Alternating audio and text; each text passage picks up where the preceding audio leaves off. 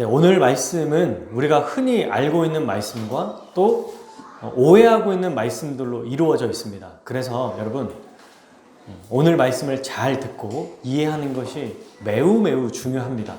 그리고 다른 때보다 조금 더 설교가 길어질 수 있어요. 최대한 제가 잘 하겠지만 여러분 이걸 기억하고 말씀을 잘 들으시면 좋겠습니다. 자, 예수님은 나귀 새끼를 타고 예루살렘에 입성하셨어요. 그리고 입성하신 후에 예루살렘 성전으로 들어갔습니다. 오늘 11절에서 보면은 이제 호산나 다윗의 자손이여 하면서 입성하셨죠.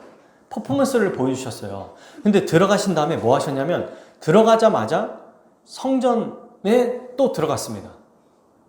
입성하시고 이제 나귀 새끼에 내렸겠죠. 그리고 들어갑니다. 성전에. 그럼 뭐 하시냐면 모든 것을 둘러보세요. 성전 안에서 행해지는 모든 일들을 보십니다. 그런데 이때가 언제요? 날이 저물어 가요. 저녁이 됐습니다. 그래서 성전을 다 둘러보신 다음에 12제자를 데리고 처음 나귀 새끼를 데리고 왔던 그 옆 동네죠. 베다니로 다시 들어가십니다.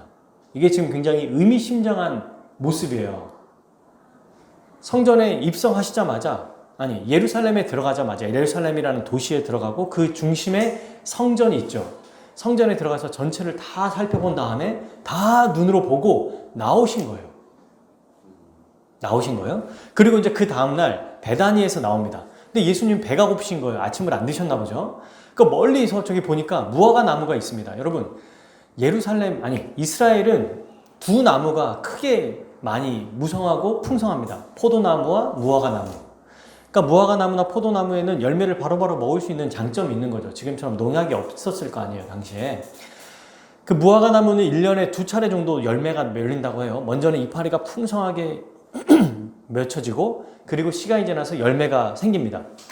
그런데 예수님이 이제 다니시다가 저기 보니까 이파리가 막 풍성한 열매가 있는 거예요. 우리 교회 옆에 있는 것처럼 지금 이 이파리가 풍성한 나무가 보입니다. 그래서 이제 열매가 있는지 보러 가신 거예요. 보러 가셔서 딱 봤더니 무화과 열매가 있어요, 없어요? 없어요. 그래서 당연히 없죠. 성경은 무엇을 이야기하냐면 이 나무 자체가 잘못됐다. 이 나무가 뭔가 제대로 된 열매를 맺지 못한다라고 말하지 않고요. 우리 13절에 보면 뭐라고 되어 있냐면 무화과의 때가 아님이라. 그러니까 이건 정당한 거예요. 아직 열매를 맺힐 때가 아니라는 겁니다. 그죠? 그러니까 나무에게 잘못은 없어요. 그런데 이때 정말 성경 전체에서 절대로 이해도 안 되고 말도 안 되는 일이 발생해요. 14절 읽어볼까요? 시작. 예수께서 나무에게 말씀하여 이르시되 이제부터 영원토록 사람이 내게서 열매를 따먹지 못하리라 하시니 제자들이 이를 듣더라. 갑자기 예수님이 배고프다고 이제 무화과 나무에 가서 열매를 먹으려는데 없어. 너 앞으로 절대로 사람이 무화과 나무 못 먹을 거야. 저주를 해버리는 거예요. 어떤 사람들은, 학자들은 이거 가지고 뭐라고 하냐면 정말 예수님이 쓸데없는데 기적을 사용하셨다. 또 예수님의 성품 중에 가장 치명적인 사건이다. 예수님은 그의 분노를 무화과 나무에게 다 쏟으셨다. 별 얘기가 다 있습니다. 여러분 진짜 이해가 안 되지 않나요? 저도 이게 너무 이해가 안 됐어요.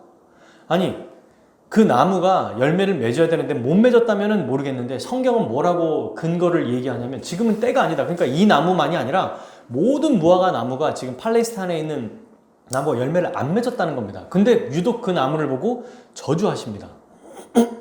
안 맺었으면 안 맺었구나 하고 가실 법한데 저주하셨다는 거예요. 그런데 여러분 이 사건이 왜 중요하냐면 이것 다음에 어떤 일이 벌어지는지를 봐야 돼요. 자, 이렇게 말씀하시고 어떻게 하셨어요? 예루살렘으로 다시 들어가셨습니다.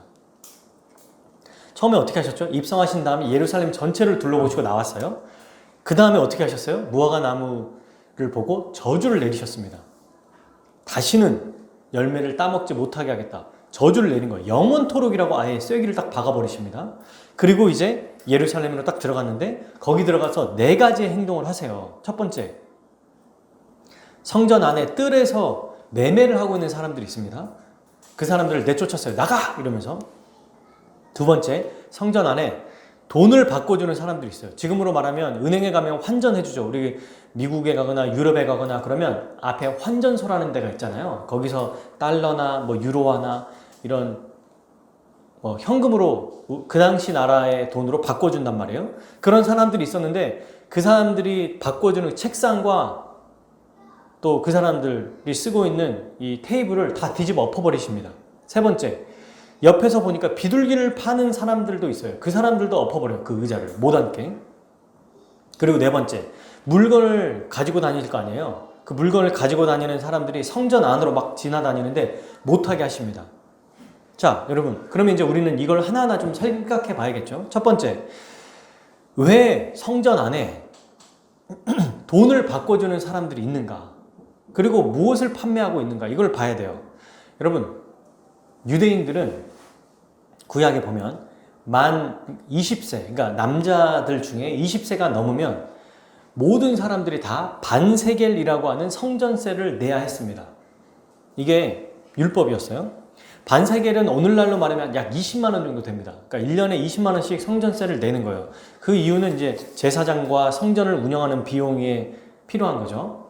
근데 각자에서 온 사람들이 이제 다른 나라에서도 올 거 아니에요. 다른 지방에서. 그러니까 지금 현재 예루살렘에서 사용하고 있는 이 돈으로 바꿔서 내야 되니까 환전상들이 있었던 겁니다. 근데 그 사람들이 뭐 했냐면 그냥 돈만 바꿔주는 게 아니라 자기는 그냥 땅 파서 돈 나오니까 아니죠. 환전해서 나온 돈을 가지고 수수료를 뗀 다음에 그걸로 자기들이 이윤을 추구했던 거예요. 4%에서 8%까지 갔다고 하고 어떤 사람들은 폭리를 취할 수도 있었을 거예요. 그리고 왜 어떤 매매가 이루어졌냐면 물건을 돈 주고 팔았던 게 뭐냐면 바로 제사 제물이었습니다. 죽어있는 제물이 아니라 예루살렘의 속죄제와 또 감사제 뭐 이런 제사를 드리러 오지 않습니까? 이들이 예루살렘으로. 근데 예루살렘에서 제사를 드릴 때 여러분 레위기에 보면 제사를 드리는 동물이 어때야 됩니까? 흠이 있어야 돼요? 없어야 돼요? 흠이 없어야 돼. 깨끗해야 돼. 근데 저기 멀리서부터 오고 있는 만약에 멀리서부터 와야 되는 제사 드리는 사람이라면 그러니까 내가 제사를 드리려고 예루살렘으로 가야 돼요. 한 10km 정도 걸립니다. 우리 집이. 근데 우리 집에서 잘 길렀던 양이나 염소를 데리고 가요. 이 10km 동안에 흠이 날 수도 있는 거고 동물들이 와서 또 해할 수도 있는 거고 그러면 헛수고가 되는 거거든요. 그러니까 예루살렘 성전 앞에서 그 안에서 아예 동물들이 즐비해 있는 겁니다. 얼마나 시장 바구니 같겠어요. 막 소리 듣고 뭐 똥도 냄새 나고 뭐 별일이 다 있을 거예요. 그 앞에서 재물을 사고 직접 제사 드리는 게 가장 간편했을 거예요. 근데 이런 매매하는 일들 당연히 사고 파는 일이 생길 수밖에 없겠죠. 근데 이때 정당한 값을 받느냐? 아니야. 또 말하자면 바가지, 불합리한 것들, 우리 폭리를 취하는 겁니다. 우리가 저기 외국을 나가거나 아니면 또 유명한 관광지에 가면 뭐 관광지에는 대부분이 그런 건 아니지만 많은 사람들 중에 정말 처음 보는 사람, 초짜인 사람들 같은 사람들을 보면은 폭리를 취하잖아요. 이 사람들은 여기 말고는 재물을 살 데가 없으니까 정말 불법으로 막 폭리를 취하고 불합리하게 이런 이윤들을 추구했습니다. 그래서 예수님은 이런 것들을 이제 거부하신 거예요. 그리고 마지막 네 번째, 성전 안에는 여러분 지성소와 이방인들과 또 유대인들만 들어갈 수 있는 곳과 지성소라고 해서 대제사장만 들어갈 수 있는 곳이 있습니다. 1년에 한 번. 근데 지금 뭐라고 돼 있어요? 아무나 막 지나다니는데 물건을 가지고. 그래서 예수님이 못 들어가게 했습니다. 여기를 왜 지나가게 했냐면 여러분 여기가 헤롯 성전이라고 해서 굉장히 크게 지었거든요. 한 46년, 50년 동안 지은 성전이에요. 그러니까 너무 크죠. 뺑 돌아가면 너무 오래 걸리니까 지름길을 사용했던 거예요. 성전 안을 그냥. 여기서 저 동네 가는데 성전 안을 뚫고 지나가면 더 가까운 거야. 좀 말도 안 되는 일이 벌어지고 있는 겁니다, 지금. 예수님은 이 모든 것을 다 막으셨어요. 다 엎어버리고 완전히 깨끗하게 하신 거죠. 그래서 이걸 뭐라고 해요? 이 사건을 성전 청결 사건이라고 말합니다. 왜 이 일을 하셨을까요? 두 가지를 얘기하셨습니다. 17절에 기록된 바 내 집은 만인이 기도하는 집이다. 여러분 이 만인이 기도하는 집이라고 할 때 만인은 유대인만 이야기합니까? 이방인도 얘기하는 걸까요? 이방인도 이야기하는 겁니다. 당시에는 드물지만 이방인 중에 유대인으로 개종하고 할례를 받은 사람들은 함께 예배를 드릴 수 있었거든요.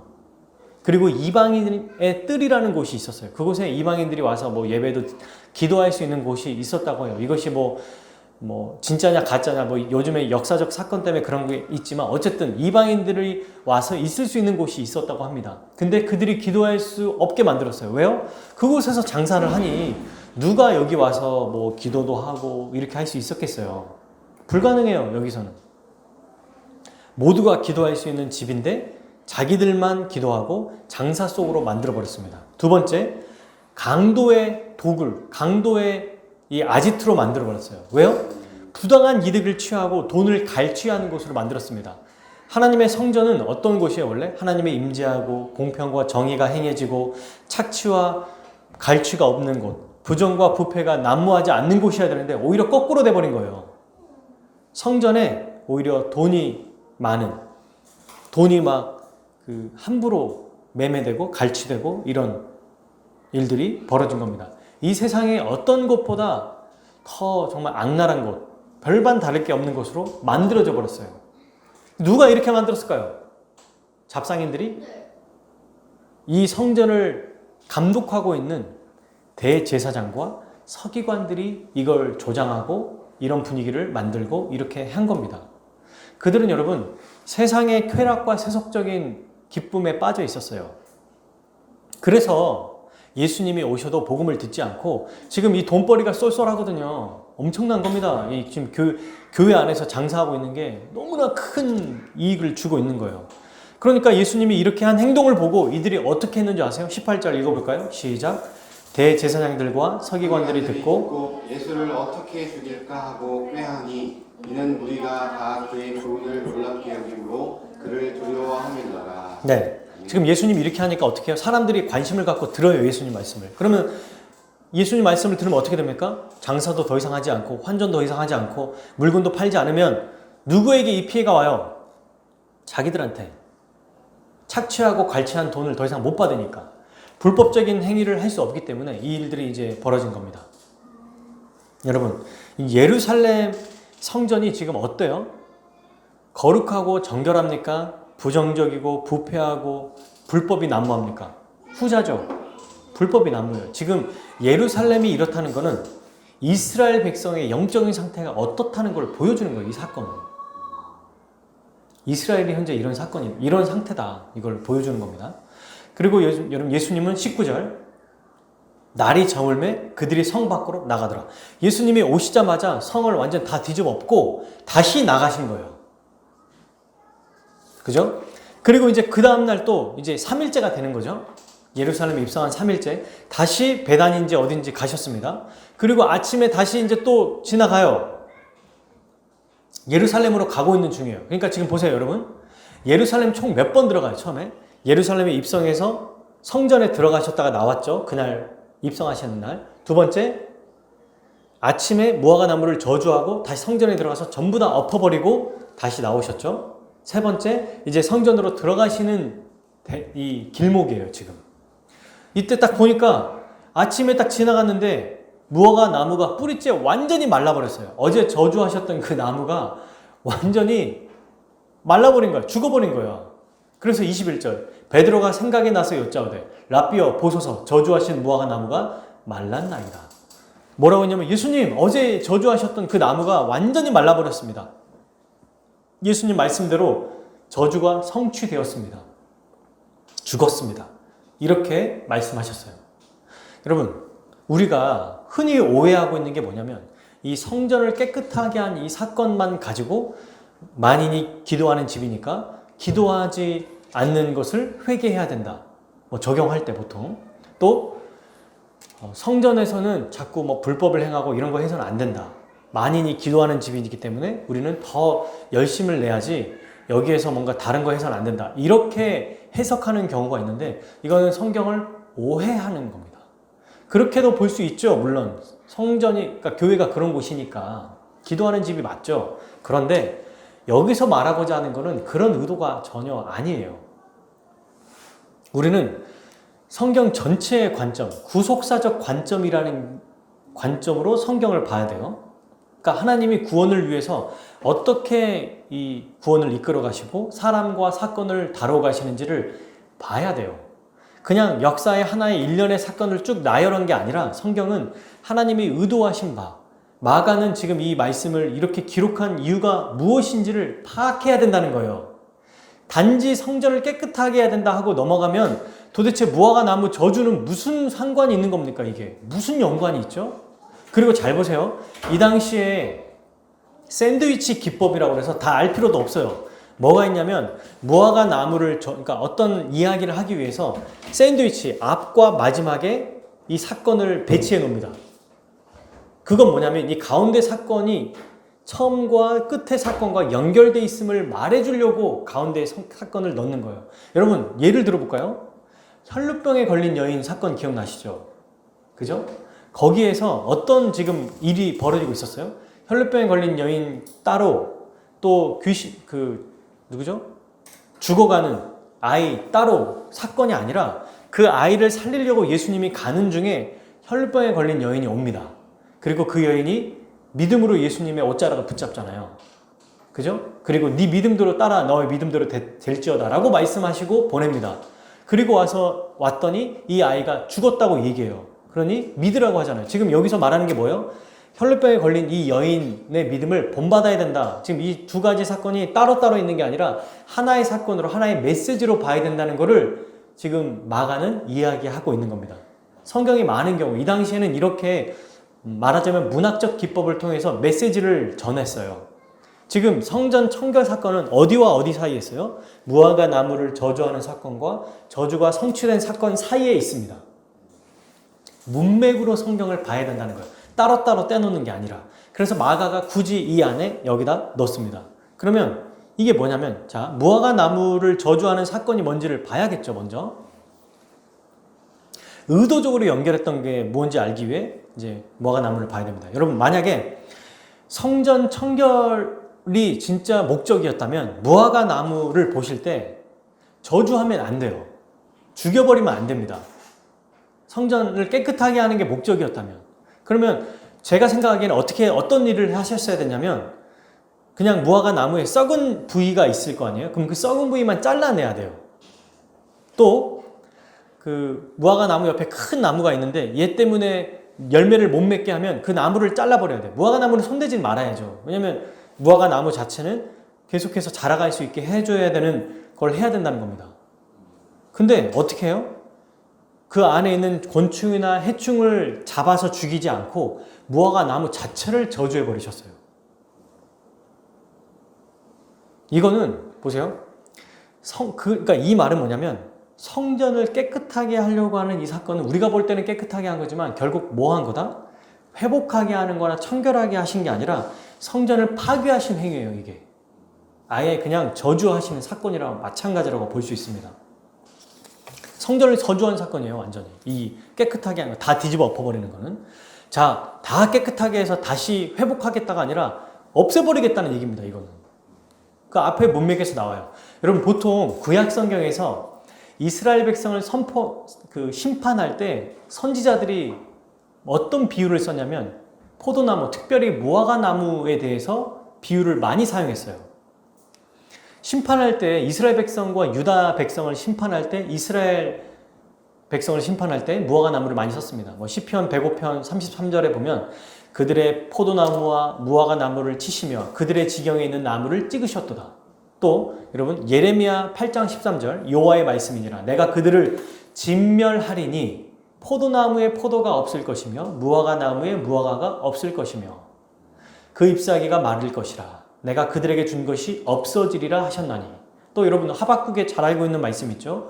무화과 나뭇잎이 마르고 포도 열매가 없어도 난 여호와를 즐거워. 이거는 심판하는 중에서도 우리 주님이 보호하시고 인도하신다. 남은 자들은 이 말이거든요. 심판하고 있다는 얘기를 지금 무화과 나무를 통해서 계속해서 구약이 이야기하고 있습니다. 그래서 우리는 무화과 나무를 저주하신 사건은 예수님의 갑자기 분노 게이지가 막 상승해가지고 갑자기 그동안 참았던 모든 분노를 이 나무에 쏟으신 게 아니라 지금 성전, 곧 이스라엘의 영적 상태를 보시고 심판하시는 거구나. 이걸 봐야 돼요. 그래서 여러분, 이제 눈에 보이는 이 성전은 더 이상 성전으로서의 기능과 역할을 할 수 없다. 이제 끝났다라는 것을 보여주는 퍼포먼스입니다. 보여주시는 행동이에요. 동시에 이제 이스라엘 백성도 하나님의 백성으로서 지금까지 계속 주님의 역사 가운데 있었잖아요. 이제는 이스라엘의 민족적 특별함도 그 역할과 기능이 끝났다는 것을 보여주는 사건이에요, 이게. 그러면 이제 이렇게 생각할 수 있습니다. 만약에 성전이 그들처럼 매매하지 않고 또 돈 주고 안 팔고 환전하지 않고 정말 말씀대로 잘 이루어졌다면 주님이 성전의 기능을 계속 놔두실까요? 아니요. 구속사의 역사 속에서 이제는 그 기능이 끝났다고 선포하실 거예요. 만약 이거 아니더라도. 그러면 깨끗한 상태로 막 다 뒤집어 엎어버리는 행동이 아니라 이제 성전 앞에서 얘기하시겠죠. 이제 이 기능은 끝났다. 이렇게 말씀하실 거예요. 그들이 타락하지 않았을지라도. 타락했기 때문에 성전을 깨끗하게 하시고 기능이 끝났다고 말하신 게 아니라는 거예요. 구속사의 역사 속에서 필수적으로 일어날 일이라는 겁니다. 아무리 제 기능을 하고 있고 대제사장과 서기관들이 정말 말씀에 붙들려서 하나님의 말씀대로 살고 있다 할지라도 성전의 기능과 이스라엘 백성의 역할은 여기서 끝이다라고 말씀하셨을 거라는 거예요. 이거는 변함없습니다. 어떻게 알 수 있느냐? 바로 구약 성경에서 성전과 이스라엘 백성에 대해서 어떻게 이야기하고 있는지를 알아야 돼요. 그러니까 여러분, 이게 약간 조금 복잡한 것 같지만 잘 이해가 되시죠? 무화과 나무를 저주하는 것과 성경 청결은 그냥 깨끗하게 하는 사건 정도가 아니라 아예 성전을 파괴하시는 행동이다. 이 말은 이스라엘의 영적 상태를 심판하시는 거고, 나아가 성전의 기능과 역할이 끝났다. 이스라엘의 민족적 역할은 이제 끝났다라는 것을 보여주는 사건이다. 자, 그러면 근거를 한번 대야겠죠. 구약, 여러분, 성전은 지금 현재 총 3개로 3번 이루어졌습니다. 3번 지어졌어요. 첫 번째, 우리가 잘 알고 있는 사무엘하 7장에 다윗 언약을 통해서 하나님께서 이제 성전을 짓게 하겠다라고 얘기하셨는데, 네가 아니라 너의 후손 솔로몬을 통해서 하겠다라고 말씀하시거든요. 그래서 솔로몬이 성전을 지을 때 어떻게 지어요? 정말 화려하게 짓습니다. 금으로 막 다 짓고요. 어마어마하게 지어요. 백향목에 상상할 수 없는. 그 말이 뭐예요? 성전이 이렇게 거룩하고 완전하다는 것은 이스라엘의 지금 현재 영적 상태가 얼마나 풍성하고 충만한지를 보여주는 겁니다. 성전에 누가 계시죠? 하나님이 계시죠? 그 법궤가 그곳에서 하나님의 다스림이 잘 이루어지고 있다. 누구를 통해? 왕을 통해. 왕이 중요한 거예요. 그러니까. 근데 어쨌든 첫 번째, 솔로몬 왕이 됐을 때 솔로몬 성전이 있었어요. 근데 솔로몬이 타락하고 왕이 타락하자 하나님이 그 백성과 나라를 멸망시키십니다. 왕의 성공이 곧 나라의 성공이에요. 이게 역사서에서 이야기하는 거거든요. 그러니까 이제 참된 왕이 와야 된다라고 해서 누구를 기대해요? 메시아를 기대합니다. 자, 어쨌든 이제 이 성전이 어떻게 되냐면 이제 나라가 분열되고 하나씩 멸망하면서 바벨론에 의해서 성전도 부서져요. 나라가 멸망당하고 성전도 부서집니다. 그리고 그 안에 있는 모든 집기류가 다 빼앗겨요. 두 번째, 이제 성전이 부서졌잖아요. 바벨론의 포로가 되고 하나님께서 예레미야를 통해서 뭐라고 하냐면 70년 후 다시 너희가 회복될 거다. 다시 돌아올 거야. 이 약속을 하시거든요. 근데 그 70년이 꼭 1차적인 성취지만 영원한 성취는 아니에요. 이건 나중에 우리가 종말론, 계시록을 제가 설명할 때 다니엘서 9장을 통해서 같이 이야기할게요. 오늘은 예레미야를 통해서 어쨌든 다시 포로된 그들을 회복시킨다는 말씀이 있구나라는 걸 기억하시면 돼요. 이게 1차 성취다. 실제로 포로로 잡혀간 자들이 다시 돌아옵니다. 그게 누구예요? 1차 포로에 귀환된 자들이 뭐 다니엘, 나중에 뭐 에스더, 그 다음에 3차 학개, 스가랴, 뭐 누구죠? 느헤미야, 이런 사람들이 포로였지만 아주 융숭한 대접, 황송한 대접을 받고 있었지만 다시 자기 나라의 회복을 위해서 와요. 이들이 수룹바벨 막 이런 사람들이 옵니다. 그래서 이제 딱 왔더니 뭘 먼저 건축해야 돼요? 이스라엘 백성의 가장 영적인 상태를 충만하게 하기 위해서 성전을 지어야 되죠. 그러니까 이제 성전을 짓는데 딱 보니까 성전이 없어서 학개와 스가랴, 스룹바벨이 이제 학개, 스가랴, 스룹바벨, 여호수아 이 사람들이 귀환해서 성전을 함께 짓습니다. 이제 성전을 짓는데 어때요? 포로들이 뭐 얼마나 큰 힘이 있겠고, 포로로 잡혀온 사람들이 잡혀와서 이제 귀환된 사람들, 시간이 꽤 지났기 때문에 70년이라고 하면 한 세대가 지난 거예요, 거의. 그러니까 자기 자녀들을 데리고 와도 예루살렘, 이스라엘을 처음 오는 거야.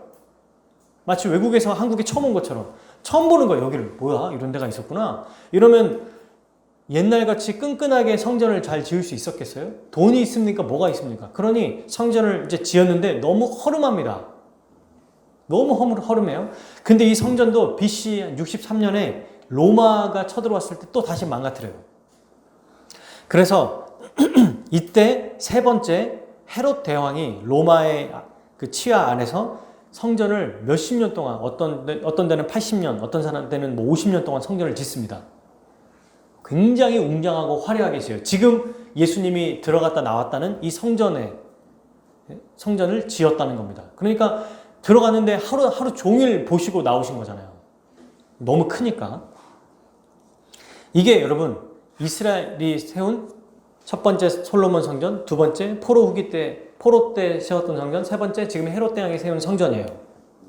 그러면 이때 중요한 게 뭐냐면 세 번째 성전이 아니에요. 이거는 헤롯이 자기의 이 교만함, 자기 위상을 자랑하기 위해서 성전을 세운 거지, 하나님께서 성전을 세우라고 하신 게 아니에요. 그러면 우리는 뭐에 주목해야 되냐면 첫 번째와 두 번째는 특별히 두 번째 성전을 주목해야 됩니다. 첫 번째 솔로몬 성전이 무너진 다음에 포로로 귀환하고 수룹바벨이라고 하는 사람이 중심이 돼서 수룹바벨이라고 하는 이름으로 성전을 지었어요. 그래서 수룹바벨 성전이라고 그래요. 보통 두 번째 성전을. 근데 성전을 딱 지으니까 이제 사람들이 많이 와서 성전이 다 지어졌습니다. 완공됐어요, 여러분. 이러니까 막 사람들이 다 와요. 와서 막 환호하고 박수치고 춤추고 난리가 납니다. 근데 저 옆에서 갑자기 대성통곡을 해요. 두 가지 일이 벌어지는 거예요. 젊은이들은 막 춤추고 뛰고 막, 와, 드디어 뭐 성전이 지어졌다. 우리의 나라가 시작됐어. 이러는데 옆에서 나이 드신 어른들은 대성통곡을 하는 거예요. 아버지, 주여. 나라가 뺏긴 사람처럼. 왜 그럴까요? 젊은이들은 성전을 처음 보는 거예요. 그러니까 말하자면 굉장히 볼품없어 보여도 이 성전이 지어졌다는 거에 대해서 기뻐했지만, 나이 든 어른들은, 할아버지 할머니들은 솔로몬 성전을 봤던 사람들인 거야. 그러니까 얼마나 볼품없는지를 보고 대성통곡을 합니다. 막 울고 난리가 나요. 이게 학계 말씀에 나오거든요. 학계 1장 2절에 막 엄청 울고 난리가 납니다. 근데 왜 우냐면 아까 말했죠. 성전 자체가 뭘 의미한다? 이스라엘 나라의 파워를 얘기하는 거예요. 성전은 하나님의 위엄과 임재를 얘기하기 때문에 성전이 이스라엘의 전부 아닙니까? 성전이 크고 위대한 것은 나라가 부강하다는 뜻이고, 성전이 작고 보잘것없다는 건 나라가 그만큼 힘이 없다는 것을 얘기하는 거니까, 이제 우리나라는 끝났구나, 다시 회복될 수 없구나, 이런 절망감에 빠졌다는 겁니다. 기대하고 소망하면서 막 성전을 지어서 다시 다윗과 같은 나라가 올 거라고 생각하고 성전을 아주 멋지게 지으려고 했는데 봤더니 탄식과 절망이 나타나는 성전으로밖에 안 나오는 거예요. 이때 여러분 여기서 매우 중요한 얘기가 나와요. 이때 그러면 구약의 선지자들이 뭐라고 얘기했는가? 얘들아 걱정하지 마. 이 성전 말고 진짜 더 멋진 성전 지어줄게. 이렇게 말하지 않았습니다. 이제 너희들이 보고 있는 볼품없는 이 성전이 1차적으로 지금 성취됐잖아. 근데 이게 전부가 아니야. 이거 기대하지 마. 이제는 이런 성전으로 하나님께서 하나님 나라가 임하지 않아.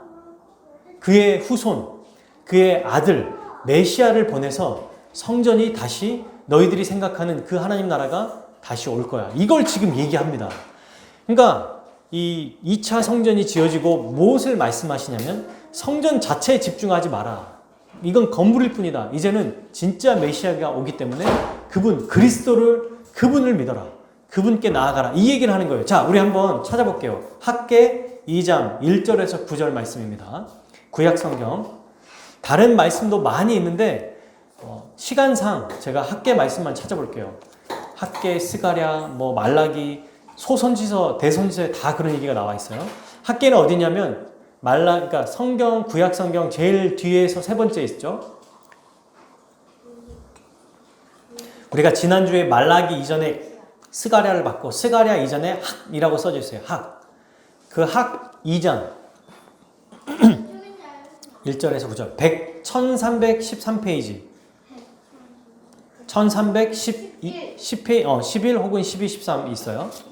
자, 같이 우리 성전이 지어졌을 때 이 성전이 전부인지 아니면 성전이 그냥 하나의 상징인지를 잘 한번 봅시다.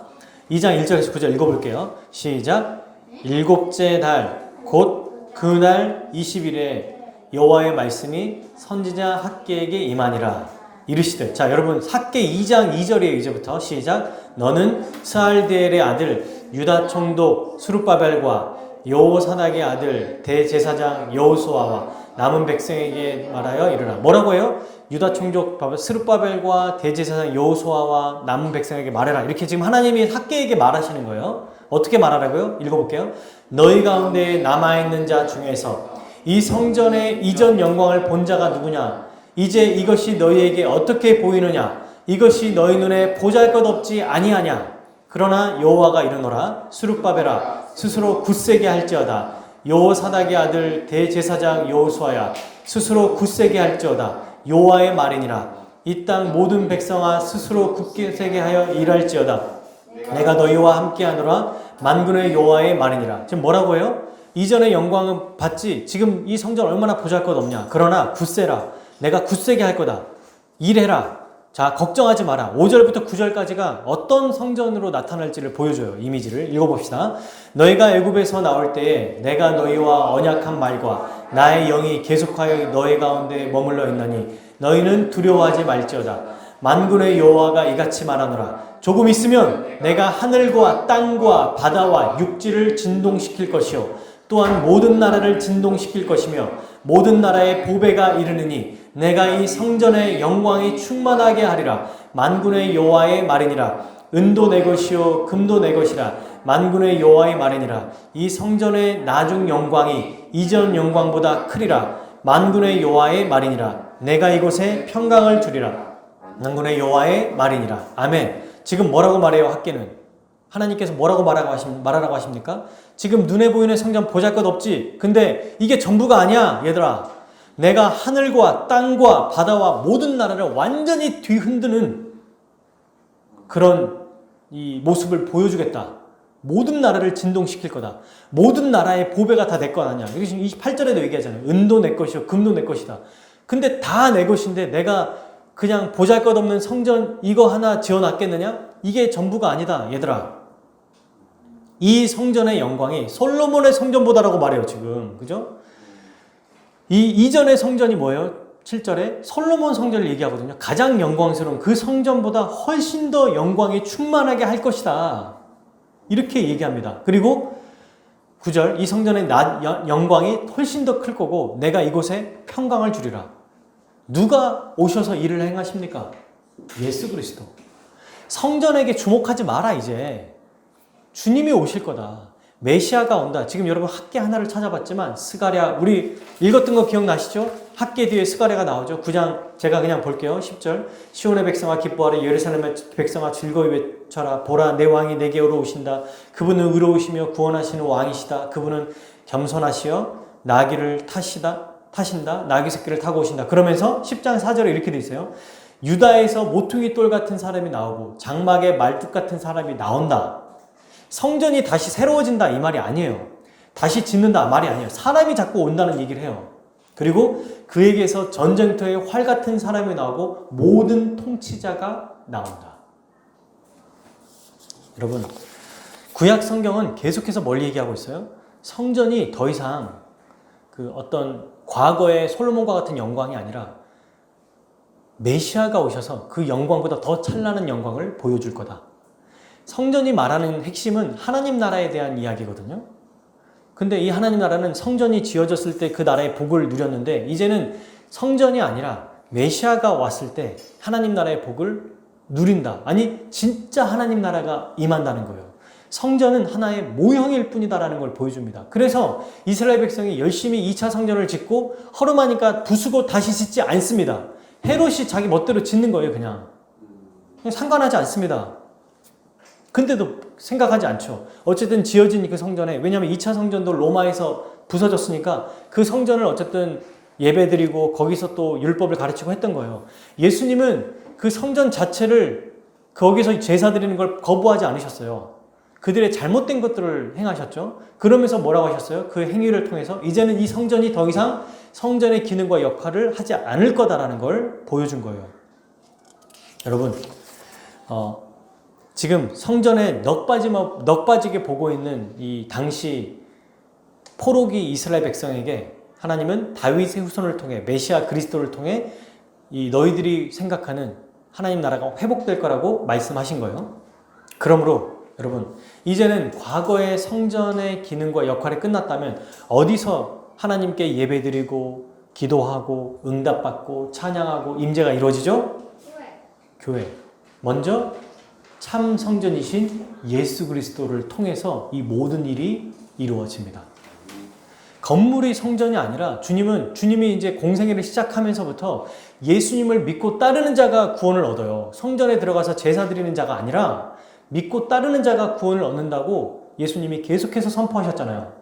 근데 지금도 대제사장과 서기관들과 성전에서 이렇게 매매하고 하는 사람들은 어디에 지금 매여 있습니까? 건물에 매여 있고요. 예수님께 나아가지 않는 자들입니다. 이들이.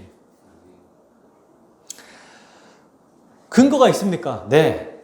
예수님이 정말 참된 성전이라는 것을 우리가 다 제가 한번 살펴볼게요. 요한복음 2장에서 이야기하세요. 자, 이것도 그래도 근거가 필요하니까 같이 한번 볼까요? 요한복음 2장 한번 찾아보겠습니다. 성전을 깨끗하게 하신 사건이 마태, 마가는 후반부에 나오는데 요한복음에서는 앞에서 나와요. 처음부터 예수님을 통해서 구원을 얻을 수 있다. 성전의 기능을 하는 게 아니다. 이제 이거를 요한복음은 처음부터 얘기하는 거예요. 2장 18절에서 22절입니다.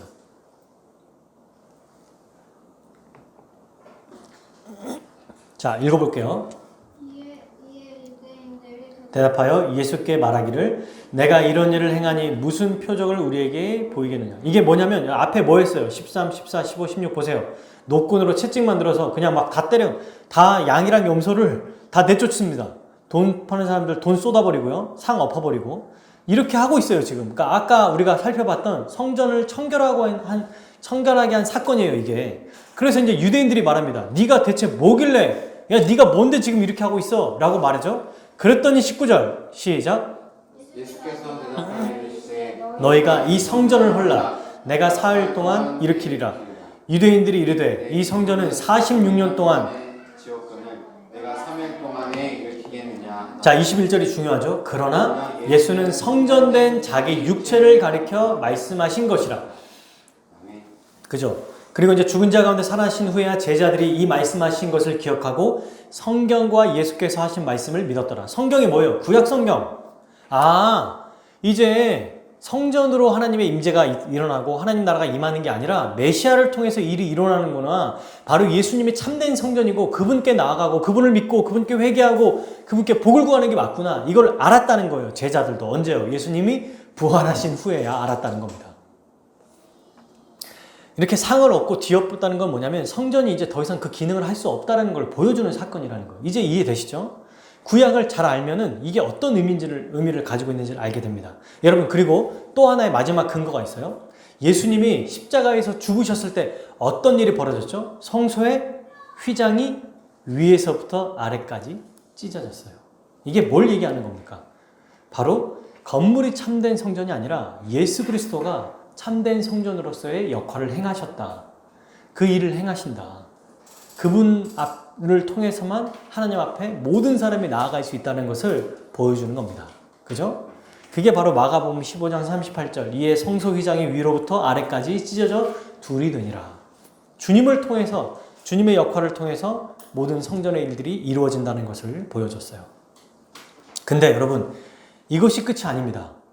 그러면 예수님이 참된 성전이구나 라는 걸 보여줄 뿐만 아니라 근데 여기서 한 단계 더 나아가죠. 예수님이 참된 성전이고 또 예수님을 믿는 자들 또한 그분과 연합하여서 성전이 되었어요. 고린도전서 3장 16절 너희는 너희가 하나님의 성전인 것과 하나님의 성령이 너희 안에 계시는 것을 알지 못하느냐. 건물에만 하나님의 영이 있었다면 이제는 예수님을 믿는 자에게 하나님의 영이 임해서 우리가 성전된다고 말합니다. 여러분 우리가 배웠죠? 에베소서 2장 21절. 그의 안에서 그리스도 안에서 건물마다 사람마다 서로 연결하여 주 안에서 뭐가 된다? 성전이 되어가고 우리가 성전이라는 거예요. 그러므로 여러분 예수 그리스도가 성전이고 그리고 그분과 연합한 교회가 참된 성전입니다. 그리고 마지막 이제 우리가 성전이고 우리 주님이 오실 때 새 하늘과 새 땅이 성전 전체가 될 거예요. 지금은 우리가 성전이지만 이제는 새 하늘과 새 땅 자체가 아예 하나님이 삼위 하나님이 거하시는 영원한 그리고 변하지 않는 하나님 나라가 곧 성전이라고 봐야죠. 하나님이 계신 곳 그 새 하늘과 새 땅이 이 모든 하나님의 성전이 될 거예요. 이렇게까지 확장될 겁니다. 어쨌든 여러분 이 무화과 나무 저주를 통해서 우리는 무엇을 알아야 됩니까? 성전을 깨끗하게 해야 된다. 기도해야 된다. 장사하지 말자. 이게 아니라 뭐다? 성전의 기능과 역할은 이제 끝났다. 그리고 그 역할을 한 제사장, 대제사장 다 끝났다는 거예요. 아시죠? 히브리서에서 뭐라고 말합니까? 이제는 더 이상 동물로 제사를 드리지 말고 영단번으로 자기의 몸을 들이신 예수 그리스도를 통해 주 앞에 담대히 나아가자. 얘기하지 않습니까? 이스라엘의 역할과 기능도 끝났어요. 우리가 로마서 말씀에서 봤죠? 기억나시는지 모르겠어요. 이스라엘의 독특성, 민족의 독특성은 하나의 표본이고 하나의 그냥 상징일 뿐이지 애들 자체가 위대한 것이 아니라는 거예요. 어떻게 이 한 보잘것없는 민족을 통해서 하나님의 모든 민족에 복을 주시는 그 과정을 이끌어 가시는지를 보여준다. 이 얘기를 우리가 수도 없이 들었습니다. 그러므로 여러분 옛 시대가 끝나고 새 시대가 시작되었다는 것을 아주 분명하게 보여주는 겁니다. 그러면 자 누가 참된 성전이라고요? 지금 예수님 믿는 자. 지금 여기에는 누구예요? 이 당시에는 12 제자가 바로 참된 성전이라는 겁니다. 지금 예수님의 이 모습은 어때요? 굉장히 뭔가 심판하시는 모습이잖아요. 그래서 우리가 스가랴에 봤을 때 그는 정의로우시며 공의로우신 분이라고 얘기합니다. 나귀 새끼를 타고 오신 겸손하신 분이지만 그는 심판자로 오시는 거예요.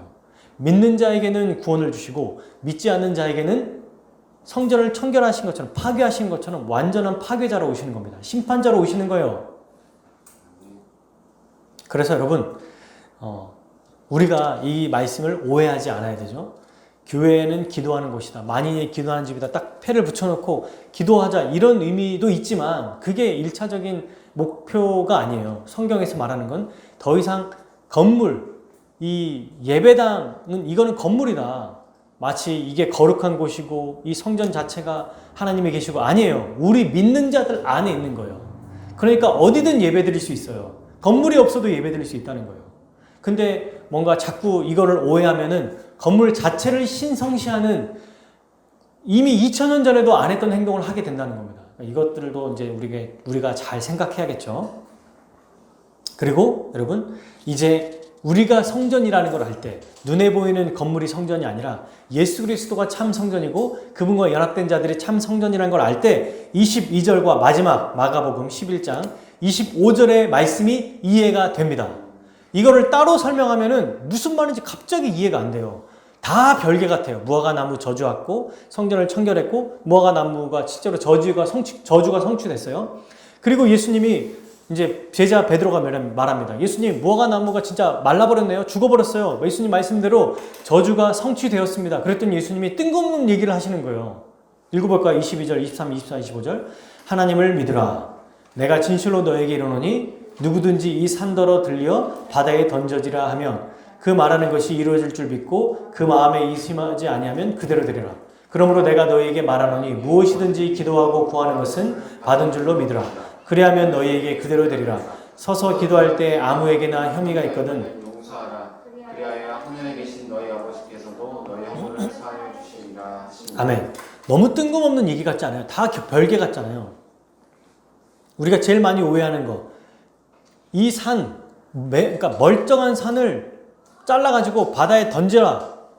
그래서 진짜 막 산이 막 잘라져서 바다에서 바다로 막 던져지게 하는 뭐 그런 거 외치는 분도 제가 있다고 들어봤거든요.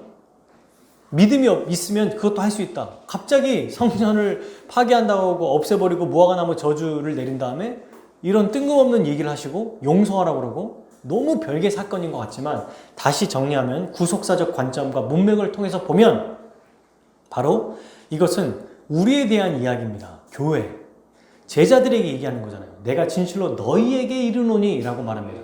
너희들에게 말하노니, 너희들에게 말하는 것은 내가 받는다, 듣는다. 왜? 우리가 그분의 자녀이고 우리가 곧 성전이기 때문에 우리에게 해당된다는 얘기입니다. 이게 그래서 이제 이것들을 한번 설명해 볼게요. 세 가지, 크게 한 세 가지로 볼 수 있어요. 첫 번째, 하나님을 믿으라. 뭐라고 얘기하시냐면 우리가 교회인 우리는 뭘 해야 되느냐? 하나님을 믿으며 살아야 된다는 거예요. 교회인 우리는. 근데 23절 보면은 수많은 아까도 말했지만 억측과 이해가 안 되는 해석들이 난무해요. 이 산더러 들려 바다에 던져지라. 근데 여러분 이거는 여러 가지 해석을 할 수 있지만 불가능한 일일지라도 하나님이 행하실 거라는 것을 믿으라는 얘기예요. 근데 여기서 이 불가능한 일이 뭐냐면 보통 여러 가지가 있는데 두 가지만 소개할게요. 이건 잊어버려도 돼요. 여기서 이 산은 어떤 산이냐면 예수님의 베다니에 딱 섰을 때 예루살렘도 산에 같이 있거든요. 그러니까 예루살렘 성전을 의미한다는 거예요. 이 산은. 앞에 문맥과 연결하면. 그래서 이 산이 바다에 던져지리라. 그러니까 던져버리겠다. 그냥 없애버리겠다. 이 말이에요. 아까 앞에서 말했던 것처럼. 멸망할 거다라는 것을 얘기하신다는 거다. 이게. 그러니 멸망될 것을 의심하지 말고 믿어라. 이런 뜻이다. 첫 번째. 그리고 두 번째는 꼭 예루살렘이 아닐지라도 불가능한 일. 이게 뭐예요? 뭐가 불가능한 일이에요? 지금 제자들은 하나님의 백성인 이스라엘의 백성이 더 이상 기능과 그 역할을 하지 못한다는 것, 하나님의 심판을 받는다는 게 불가능한 일처럼 보여요. 왜냐하면 하나님이 세우신 자들이잖아요. 근데 하나님은 어떤 일도 행할 수 있다는 것을 보여준다는 겁니다. 그러니까 이 산이 들려 바다에 던져리리라.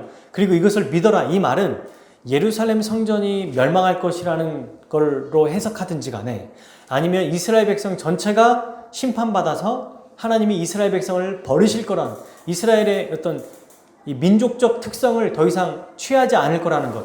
이것이 베드로에게는 불가능한 일처럼 보였다는 거예요.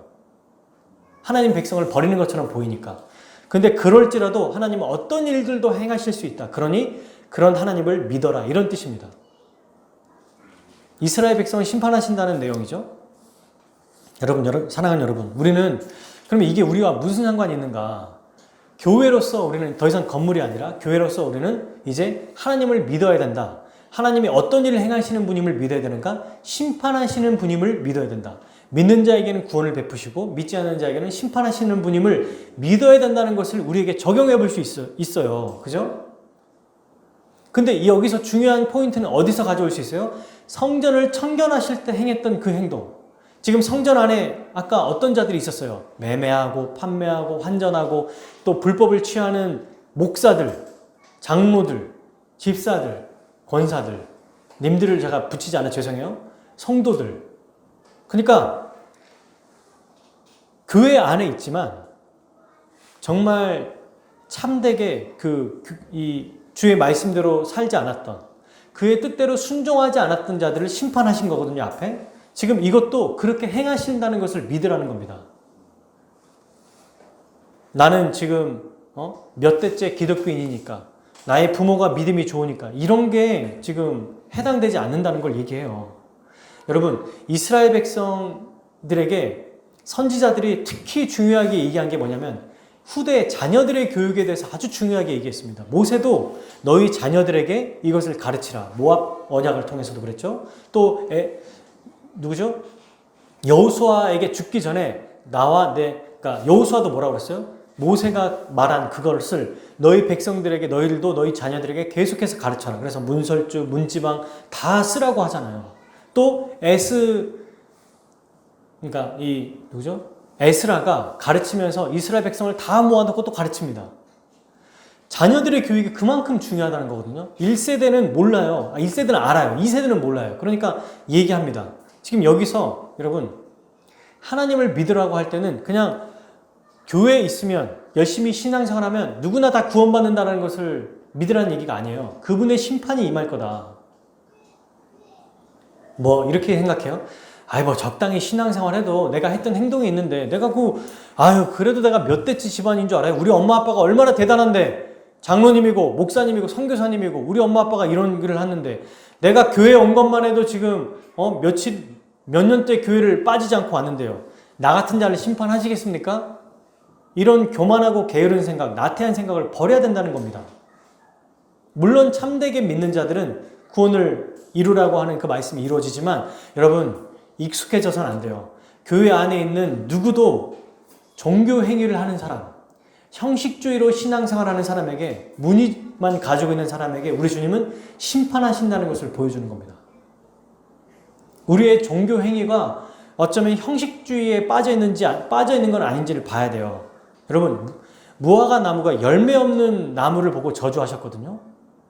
참 신자라고 하면서도 진짜 믿음의 열매가 없다면 참된 신자의 믿음, 참된 믿음은 반드시 참 믿음의 열매로 나타날 수밖에 없잖아요. 있어야 구원받는다가 아니라 진짜로 믿으면 믿는 자의 모습이 나타나잖아요. 근데 안 나타난다면, 없다면 내가 진짜 참된 제자로 자기를 부인하고 자기 십자가를 지고 주님을 따르고 있는지를 봐야 된다는 겁니다. 동시에 내 자녀들이 이렇게 하고 있는지를 봐야 한다는 거예요.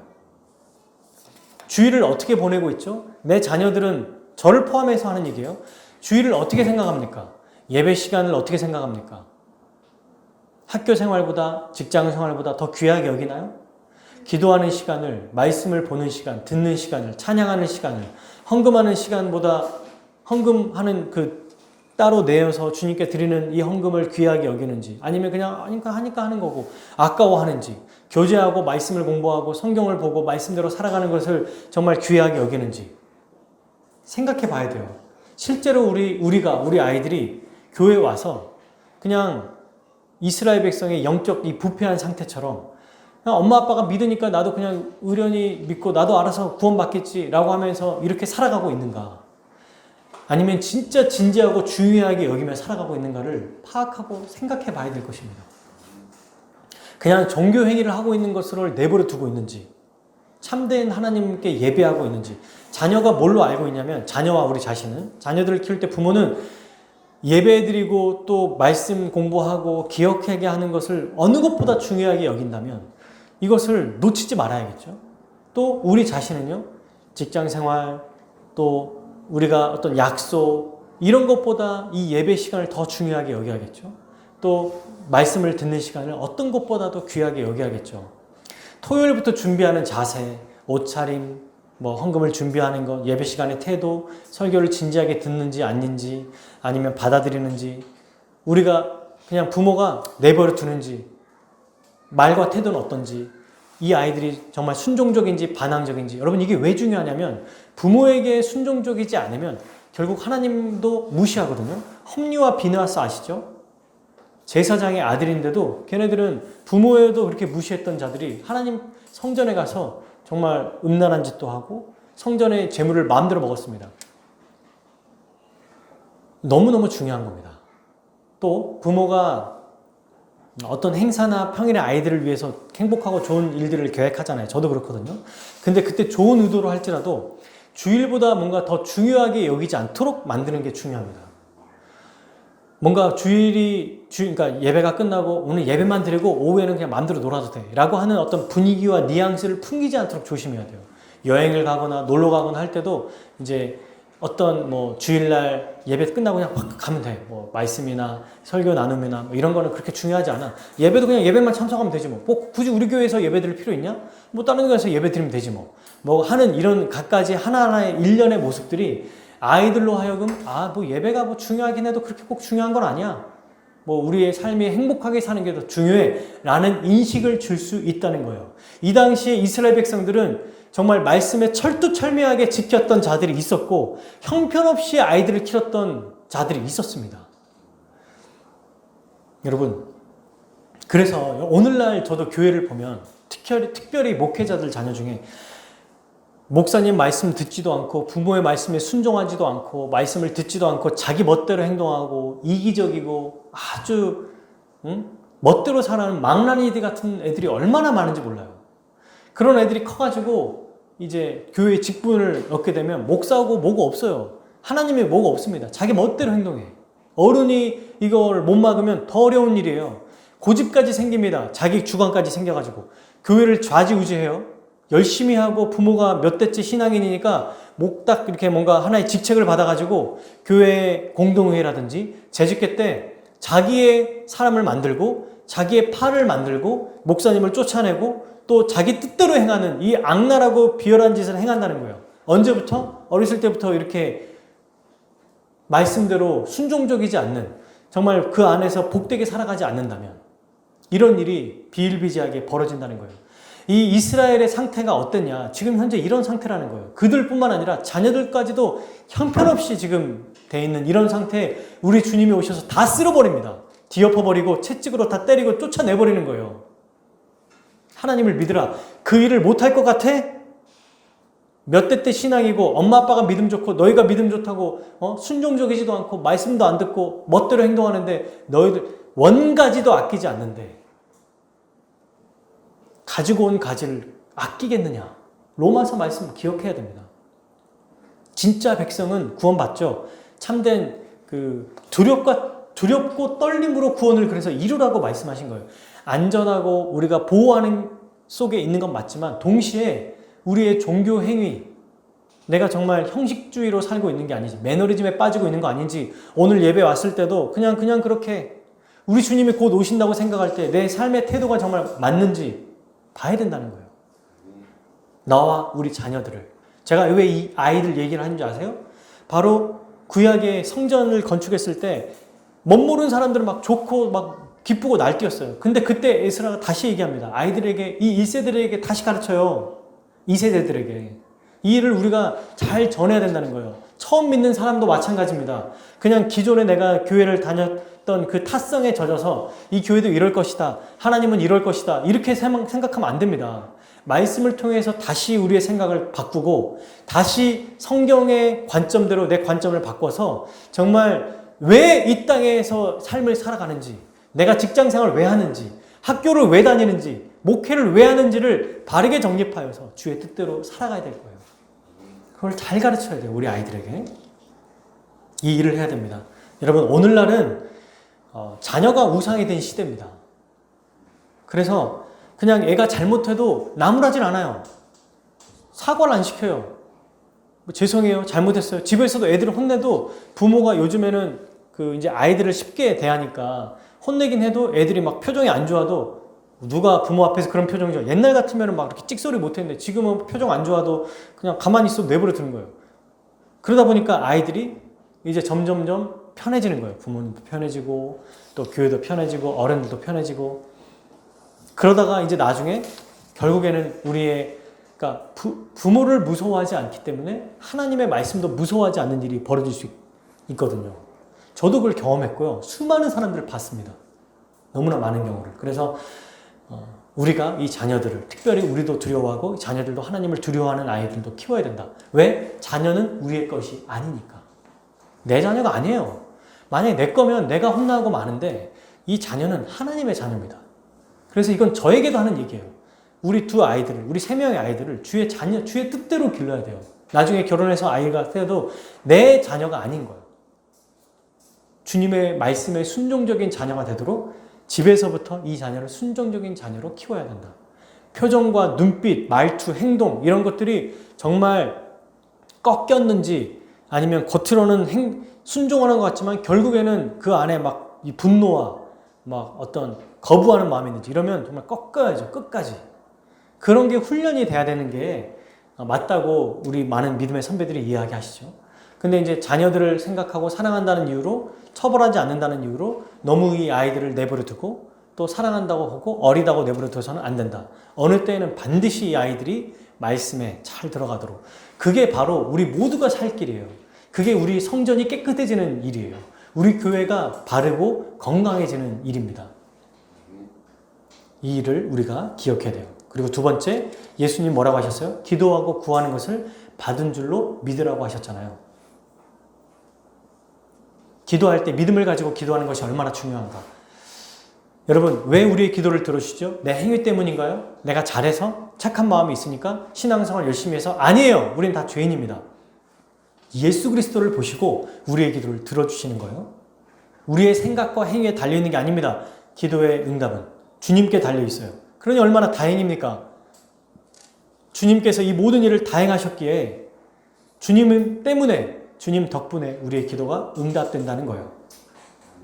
동시에 더 하나 우리가 생각해야 될 것은 기도의 응답이 주님을 통해서 이루어지고 그러니 우리가 안심하고 기도할 수 있다는 것뿐만 아니라 실제로 기도하고 있느냐도 생각해 봐야 돼요. 기도하지 않는 것은 믿음이 없는 것입니다. 진짜 기도하고 있는가? 진짜 믿는 자는 기도하는데 우리 아이들이 진실로 기도하고 있는가? 내가 정말 기도하고 있는가? 순간적으로 주님을 의지할 뿐만 아니라 모든 일에 주님을 맡기며 살아가고 있는가? 나의 개인의 삶을 통해서 기도하는 시간이 있는가? 교회가 함께 공적으로 기도할 때 기도하는가? 여러 가지 것들을 생각해야 됩니다. 정말로 기도해야 되는 거. 시간을 확보해서 기도해야 되고요. 이를 위해서 이제 정말이에요. 곧 기도의 훈련을 할 겁니다. 기도를 할 거예요, 우리는. 그래서 이 기도하는 훈련뿐만 아니라 실제로 우리 개인의 기도와 또 교회의 기도를 통해서 기도의 응답이 정말 이루어지는지를 참된 믿음을 가지고 기도하는 그 일들이 우리 교회에서 이루어져야 할 것입니다. 마지막 세 번째 끝으로 우리 교회는 하나님의 심판을 믿으면서 또 그분의 은혜를 믿으면서 기도의 응답을 이루어질 것을 믿으면서 어떻게 해야 됩니까? 마지막 세 번째, 용서하며 살아야 된다. 어떤 사람과 마음이 상한 일이 있거든 용서하라고 말씀하셨어요. 교회에서 왜 여러분 이 용서하라고 말씀하시죠? 교회는 왜 용서해야 됩니까? 성전에서 했던 가장 큰 기능이 뭐였어요? 죄사함. 제사 제도를 통해서 죄를 용서해 주셨어요. 하나님께서. 우리도 이런 일들이 비일비재하게 일어나야 한다는 겁니다. 마음 상한 일이 있거든 용서하고 또 오해해서도 안 되고 또 완전히 우리를 용서하신 것처럼 우리도 용서해야 됩니다. 여러분 근데 우리가 몇 명 안 돼도 나중에 이제 사람들이 올지라도 이 안에서 크고 작은 일들 때문에 많은 일들이 벌어져요. 속상한 일이 생기고 마음 상하고 이때 잘해야 됩니다. 여러분 일들은 무조건 생겨요. 그동안도 이런 일들이 있었겠지만 앞으로도 계속 이런 일들이 생길 겁니다. 속상하고 뭔가 막 화나는 일들이 생길 거예요. 근데 그때 뭘 잘해야 되냐면 첫 번째는 용서해야겠죠. 근데 용서하기 전에 제가 몇 가지를 더 얘기할게요. 첫 번째는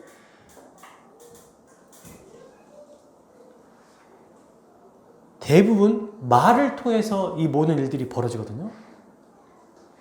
그리고 함부로 말하지 않게 해야 됩니다. 솔직하다고 해서 쟤는 좀 못생겼어요. 뭐 아이들 같은 경우는 쟤는 좀 싫어요. 얘는 좀 얼굴이 피부가 검해요.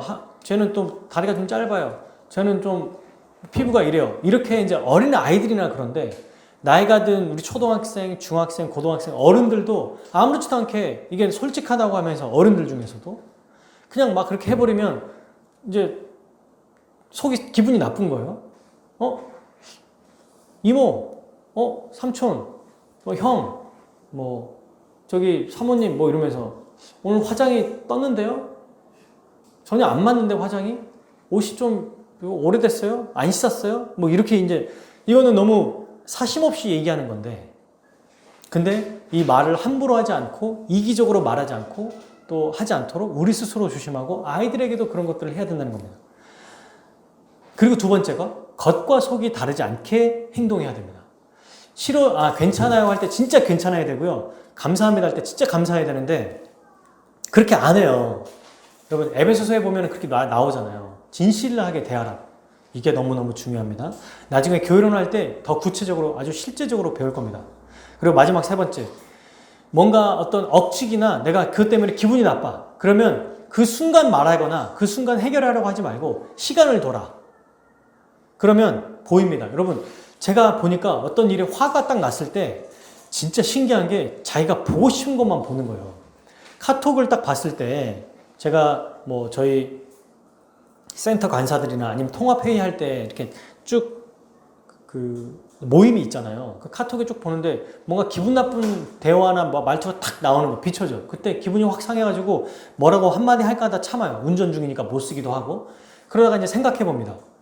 뭔가 하나 딱 건드려지는 게 있는 거야. 내가 기분 나빠하는 게.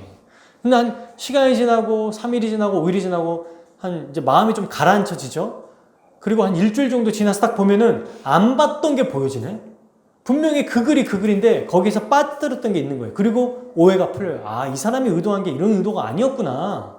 아, 이 사람은 이런 것 때문에 했던 거지, 성급하게 얘기한 거지, 뒤에 고맙다는 얘기를 했구나. 아, 이때는 이런 거에 좋다는 얘기를 했구나. 이런 걸 알게 된다는 겁니다.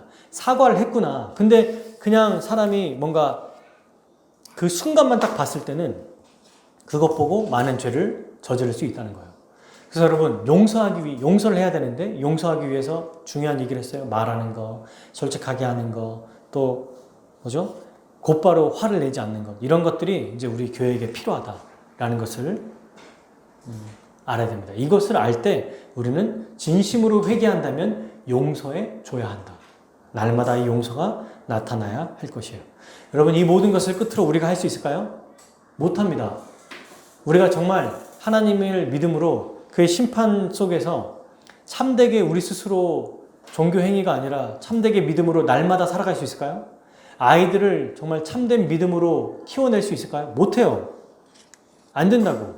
기도를 진짜 하면서 참되게 믿으면서 이 기도로 주님 앞에 나아갈 수 있습니까?